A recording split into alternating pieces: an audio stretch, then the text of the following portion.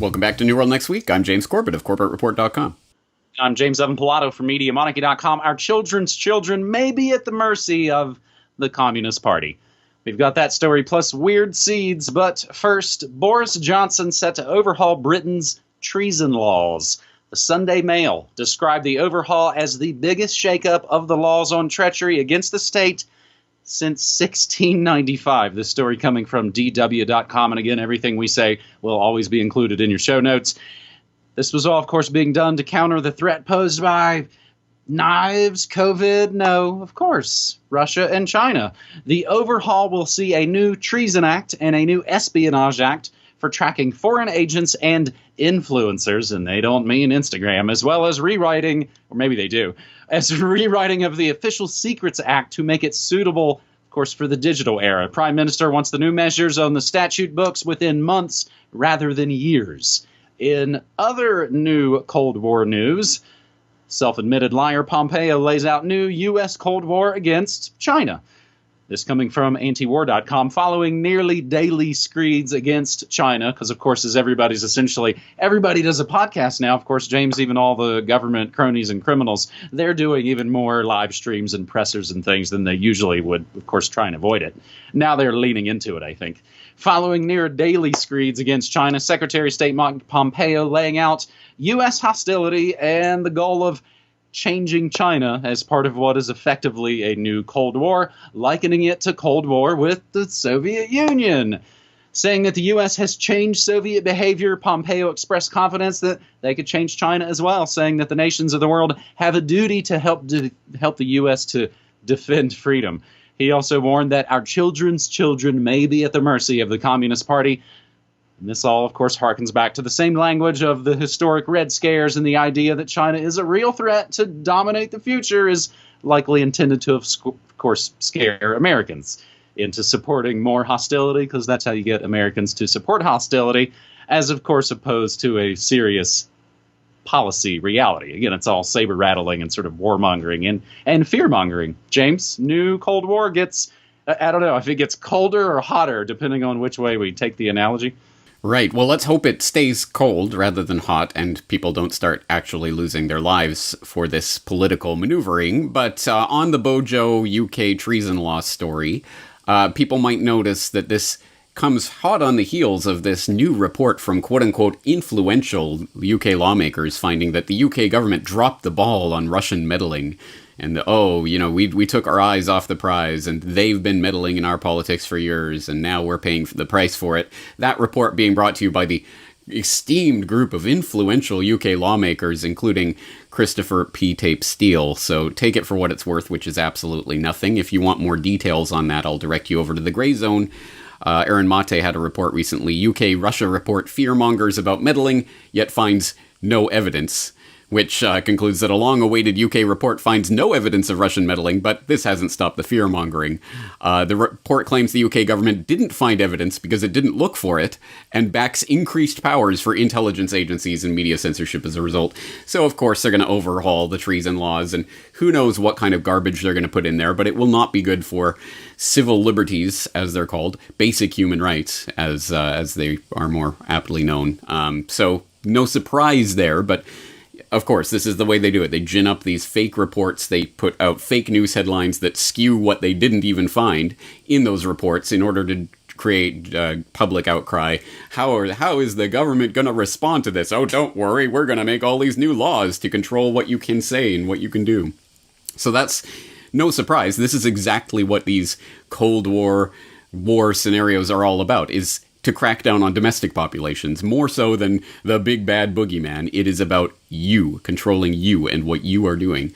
On that note, of course, we have Pompeo, lie, cheat, and steal liar at the State Department, coming out with the announcement of Cold War 2.0. I mean, this is no surprise to anybody at this point, but at least they have put it on the table in black and white. We are in a Cold War scenario, and China is the enemy. Just type Cold War 2.0 into my search engine. You'll find I've been talking about this for at least 6 or 7 years now, and repeatedly saying, yeah, Russia is kind of the big boogeyman at the moment, Russiagate and all this, but China is the real enemy, and this is the way they're going to be steering it. This is the 21st century conflict, and I've talked over and over and over about how it's a staged, phony, manipulated conflict, And you have the same characters, literally some of the same characters who were part of the opening up of China, like Kissinger, who are still part of the relations that are going on here under the table. But anyway, there's a much bigger story. I hope people will delve into my archives for that. But suffice it to say, yes, again, it is about you. It is about controlling you and cracking down on domestic populations in the name of the new Red Scare, which is the same as the old Red Scare, a bunch of baloney. James, maybe we'll get to see, I don't know, allegedly Bohemian Grove was going on. I assume Kissinger and the rest of the ghouls all there hanging out again. In their face masks. Exactly. That's what I was hoping for. They would actually lean into the propaganda of, look how distanced we are at our weird occult ritual meetings. James, you were talking recently on, I think, the recent episode you had recorded when you were interviewed, I think, back in Mexico several months back. And you were basically talking about how at least organized crime, at least sort of on the movie-style gangster version of it, at least you know what you get when you're dealing with them. And they don't lie to you about they're your friend and a social contract and blah, blah, blah. So the other interesting thing, James, about the UK, maybe they're going to try out... Maybe they're going to catch a case of Russianoia. Maybe they've looked at it and thought, I don't think the Americans will buy the Russianoia thing for America's next top president in 2020. I think they probably have other schemes up their sleeves. So as we think about that, James, we, of course, move to our second story this week on New World Next Week, episode 416 for July 30th, 2020. And it's really at the root of a lot of the issues and stories. It comes down to money. Gold's record price is all about dollar debasement. This is pretty good stuff from shiftgold.com. Gold broke its all-time price record, gold records, on Monday, and held above that throughout the day. And it's easier to understand gold's record-breaking move if you look at it from the other side of the equation. This article, I think, James, basically looks at what's happening right now and talks about the way economics have always worked and the way they try and, of course, force it to not work. The dollar is now at an all-time low compared to gold. In simple terms, the dollar is losing value, a direct result of the U.S. government borrowing and spending backed by the Federal Reserve money printing. Since the economy crashed, thanks to, of course, not a virus, it's thanks to the state's shutdowns in response to some strange virus. The federal government, of course, borrowed trillions of dollars for their so-called stimulus programs. The June budget deficit, bigger than all but 5 of the yearly deficits in American history. Meanwhile, the Federal Reserve is monetizing a big old chunk of that debt through its government bond purchase program. In effect, buying up U.S. debt and paying for it with money printed out of thin air. And, of course, how long can you get away with that? Longer than you think, apparently, but it is... buying up all that U.S. debt. All this is, of course, creating inflation. Rising price of gold reflects inflationary pressure. And interesting part, James, this little nugget, which I think will, of course, lead us into our third and final segment on this episode. Even Deutsche Bank's chief U.S. economist projects the Federal Reserve's balance sheet will continue to explode, James. And it has been quite the buzz. There has been a lot of buzz around gold. And just, again, precious metals and alternative so-called cryptocurrencies. A lot more this week recently. Absolutely right. And let me give the hat tip to the author of this article, previous Corbett Report guest Michael Meharry. I think he puts the emphasis in the right place when he says this is about the devaluation of the dollar, because it's one of those things that is basic economic and monetary knowledge, but that is often precluded from the public's attention. Oh, wow, when oil prices are spiking suddenly, what's going on? Oh, could it have something to do with the fact that it's measured in dollars and the dollar is losing value? Well, how about when gold is suddenly bursting, hitting record or near record highs, at the same time that crypto, as you say, is exploding at the moment and going back to parabolic levels? It's almost like the dollar is losing value, but you can't tell if you are measuring it within the confines of this post 1971 ending of the peg to the dollar peg to the gold, because it's just floating against all these other currencies, and the dollar isn't doing so bad against all these other currencies that are similarly devaluing. So you can't measure it against that. You have to measure it against something like gold, or like some of these other currencies that people are flocking to as they realize that the paper isn't worth the paper it's printed on, essentially. So That's kind of the broad picture of it, and it should be absolutely no surprise. Here's a recent headline that might have caught people's attention. Never before has so much stimulus been injected in the economy in a single quarter. Absolutely the most amount of injection of stimulus at a single time that has ever occurred in human history has just occurred in the past quarter. It's not going to let up. They're continuing. In fact, the Fed and Powell are now talking about they're going to have to outdove the doves, and they're going to have to throw even more out there to surprise the markets yet again so they can continue to prop them up. They're openly talking about this. So do you think this is the beginning of the end, at any rate, of the dollar cycle? Yes, it really is. This is absolutely world historical times, and the monetary base of this is an incredibly important part of that. And oh, by the way, at the same time, yes, they're limiting gold bullion production and distribution because of the pandemic. So the U.S. Mint has reduced the volume of gold and silver coins it's distributing to authorized purchasers as the coronavirus pandemic slows production. So there you go. There's another reason why gold is exploding right now. It's just another reason that perhaps keeping all of your eggs in the dollar basket at this time is probably not a wise long-term investment strategy. James, I was just talking on my morning show the other day that I believe the governor of the Bank of England is talking openly about a digital dollar. Again, almost as though there's some sort of coordinated push and they're all rolling out their digital dollars pretty much all right on schedule with each other.